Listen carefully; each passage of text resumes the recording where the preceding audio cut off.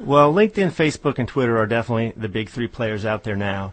And I think, depending on the line of business you're in, if you're a B2B business and you're dealing with other businesses, in my opinion, and I think plenty of other people would agree, LinkedIn is by far the most powerful tool for communication and interaction with other businesses. If you're more of a B2C play, I think you would probably do better with your customers through Facebook. The audience is much larger, and it's a much wider mixture of people. It's not business professionals necessarily looking to connect with one another somehow. Twitter is a whole different mechanism. It's essentially a way to share, small messages with people who want to get those from you.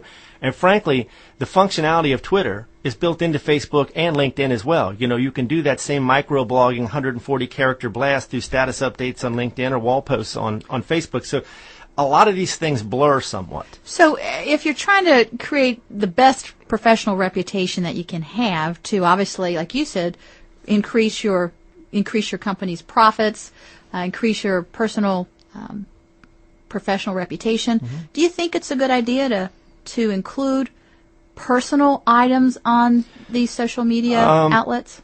I would say depending on what you do, you may be in a business where that sort of information is more typical. Maybe if you're a celebrity type person, like maybe a Jeff Ruby, people probably are interested in that. No one cares what Dave Hatter, the programmer, thinks about anything, personally. So I generally try to refrain from that sort of thing for the most part.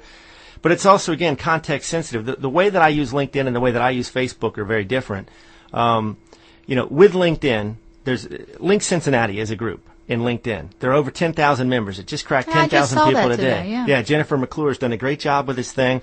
Think about that. You have an audience of 10,000 business professionals who have opted in to get information from that group. It's a great way to ask questions. It's a great way to answer other people's questions. And that's part of the way you can build a positive reputation. Your earlier question, you can be seen as a person who is helpful, useful, knowledgeable, honest, has integrity by interacting with other people through these groups and sharing information that other business professionals would find useful but may not find on their own. We're talking to Dave Hatter, and Dave is the president and CEO of Libertas Technologies. And in a few minutes, we're going to continue our conversation with Dave, and we're talking about reputation management. We're also going to talk about something called business intelligence, what it is and why it's so important. We are continuing our conversation with Dave Hatter. Dave is president and owner of Libertas Technologies, an award-winning technology firm, and we've been talking the last couple of days about reputation management. And Dave, I guess just to sort of sum up where you think people should be on this, I know you identify 4 phases of reputation management. Maybe you can just go over those with us. Yeah, there's not 4 super discrete phases. They all kind of blur together, but essentially you have to try and create a reputation if you don't already have one, and these social media tools like LinkedIn can go a long way towards helping you create a reputation with a much broader scope than you could ever do outside of that. You've got to monitor it. You've got to evaluate it, monitor it, use tools like Google. There are other tools out there where you can go and see what people are saying about you in these various forums. And through LinkedIn and Facebook themselves, you can see what people are saying. And then, you've got to evaluate it. Am I creating a positive reputation for myself? Am I getting new connections? Are people asking me for other information? Are they wanting to help me? Or are people saying bad things about me? And in the unfortunate event that happens, because you obviously can only steer this to some degree, when there is negative information out there about you, how do you try to mitigate it? To Crystal's question the other day, what can I do once it's out there? And that becomes a very tricky proposition depending on who put it there, where is it, and, is it legitimate or not?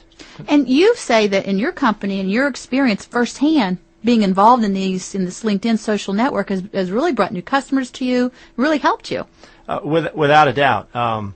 We have new customers as a result of LinkedIn. Folks I did not know outside of LinkedIn, and I've picked up hundreds of connections with other business professionals all around the world because of content I'm posting in there trying to be helpful to other professionals. And do you go in and as a part of your business and help other businesses develop personal reputations, help them create websites and... Part of our business model is websites. Usually they're more process-oriented. I want to let customers buy things online, or I want a customer to be able to do a process or a partner vendor kind of thing. I have done a lot of seminars on LinkedIn, Northern Kentucky Chamber of Commerce, Better Business Bureau, simply because I have found a lot of value in this and figured out ways that I think most professionals could benefit from it, not only individually, but for their organizations. But I've never really I've not tried to make a business model out of it. Let's put it that way. We are going to talk about your work from your company standpoint on how to create a better website, what's the most important forms, functions, sweet spots. We're going to do that tomorrow. But quickly, we have a couple minutes. Let's talk about business intelligence and why it's important and who's using it. Business intelligence is not new. It's been around for a long time, and it's not an oxymoron like military intelligence. Basically, it's software and tools and a mentality of how can I take the increasing amounts of information that my business is collecting, whatever your business is, and analyze that information and look for patterns and trends that can make me more efficient, more effective, and ultimately more profitable. All the major Fortune 500 players use this. There are tons and tons of case studies out there where you can see huge returns on investment. For example, one I found very interesting. It's a little old now. Hardee's did a study in 2004, and they wanted to introduce this massive hamburger called the Thick Burger. The thing is enormous, and it's something like 7,000 grams of fat once you add all the mayo and everything. Sounds great. Well, yeah, I would agree. That's right up my alley, but, it kind of goes contrary to the more conventional health sort of track everyone has been on for years. And the conventional wisdom was this sandwich couldn't work.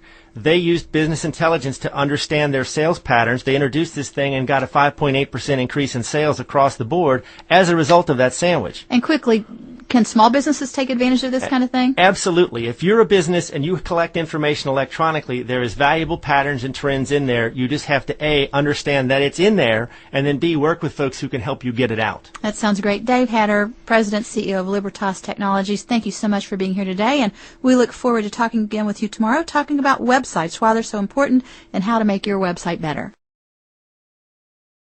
We're delighted to have in the studio with us again today Dave Hatter. Dave is the President and CEO of Libertas Technologies. Welcome back, Dave. Thanks, Crystal. Dave, we've talked about reputation management. We've talked about business intelligence and the importance of those types of issues as it relates to your business, how to, and you say it very well, how to make your company be more profitable, spend less money, just enhance the overall caliber of a company. Today, let's talk about websites. And, websites, for many of us, we try to, as a CPA firm, put new information out there, put articles out there, but still, we haven't, I don't think, figured out how to, really thoroughly use the website to interact as well as we could with customers. Do you find that many businesses, especially service-type businesses, are you finding that people are being able to continue to enhance their business by using their website, or what's your experience? Well, that's an excellent question. I think in many cases a lot of companies have a huge missed opportunity there because they don't focus on how to use the website as a simple 101 marketing tool and generate interest and awareness of what their company is doing. Well, as opposed to just a brochure. I mean, Sure. Many companies, I think, use their website as a brochure. Well, it's increasingly common even in the SMB space. We're seeing, and this is a good part of what we do as a business. How can you as a business, if you have a process, let's say, and it takes 2 full-time employees 10 hours a week to do, and as a result of some kind of automation we can apply, maybe make this process available to your vendors, partners, customers over the internet, where before they had to pick up the phone and call an FTE and they had to go in and do this sort of thing. If you could provide that, and you could shave that from 10 to 5 hours or repurpose one of those FTEs to another task, you've saved yourself some serious money, and more important, or as importantly, you've made it easier for your customers, vendors, partners to do business with you and make them more inclined to want to do that.